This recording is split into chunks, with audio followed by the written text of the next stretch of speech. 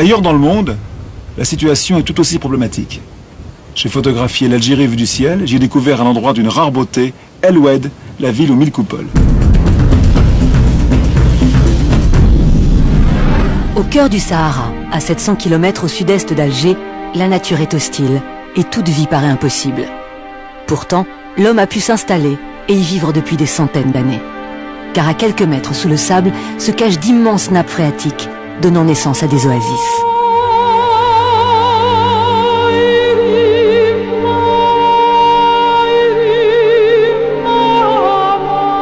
El Oued est un de ces joyaux du désert, connu pour sa beauté architecturale et surnommé la ville aux 1000 coupoles.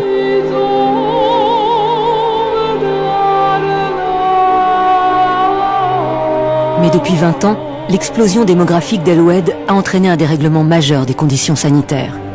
Moins de la moitié des maisons disposent de l'eau potable et les maladies pullulent. Mais surtout, les eaux usées de ces 130 000 habitants ne sont pas traitées. Rejetées dans la nature, ces eaux font déborder la nappe phréatique et provoquent des inondations.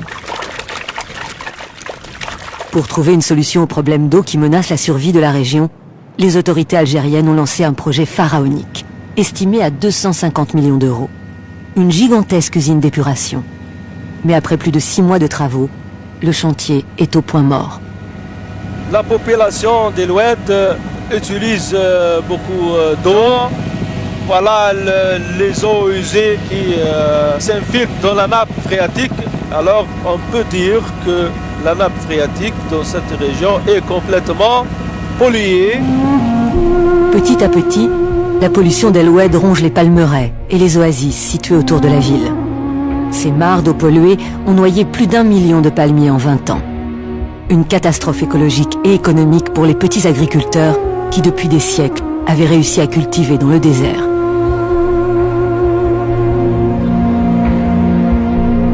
La famille de Brahim exploite cette palmeraie traditionnelle depuis toujours.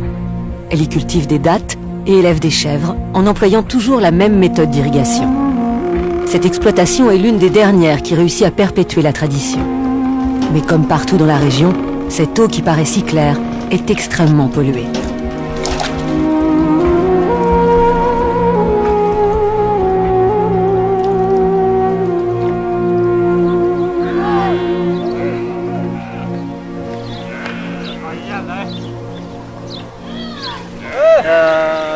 Avant, l'eau était bonne, mais aujourd'hui, elle n'est plus potable.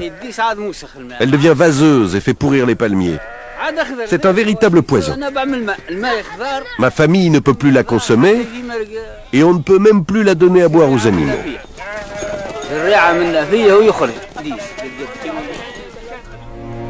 Pour trouver de l'eau, on a pompé sans retenue dans la nappe phréatique.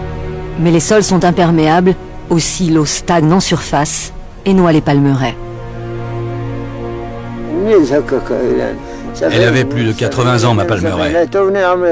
C'était celle de ma famille. Mon père la cultivait déjà bien avant moi. Il me l'a transmise ensuite. Ça fait maintenant 26 ans à peu près que les eaux ont monté et détruit notre palmeraie. C'était dans les années 80. Et maintenant, regardez, c'est perdu. Tout est perdu. Il n'y a plus un palmier. Dire qu'elle faisait plus de 3 hectares, cette palmeraie. Oui, 3 hectares.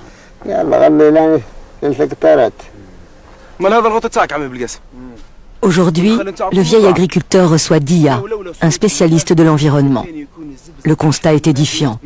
Non seulement Kassem a tout perdu, mais en plus, ce qui reste de sa palmeraie est devenu toxique. Ici maintenant, quand les enfants viennent, ils pêchent des têtards en croyant que ce sont des poissons. Ils se baignent et boivent même cette eau. À cause de cela, il y a 42 cas de typhoïde à El Oued.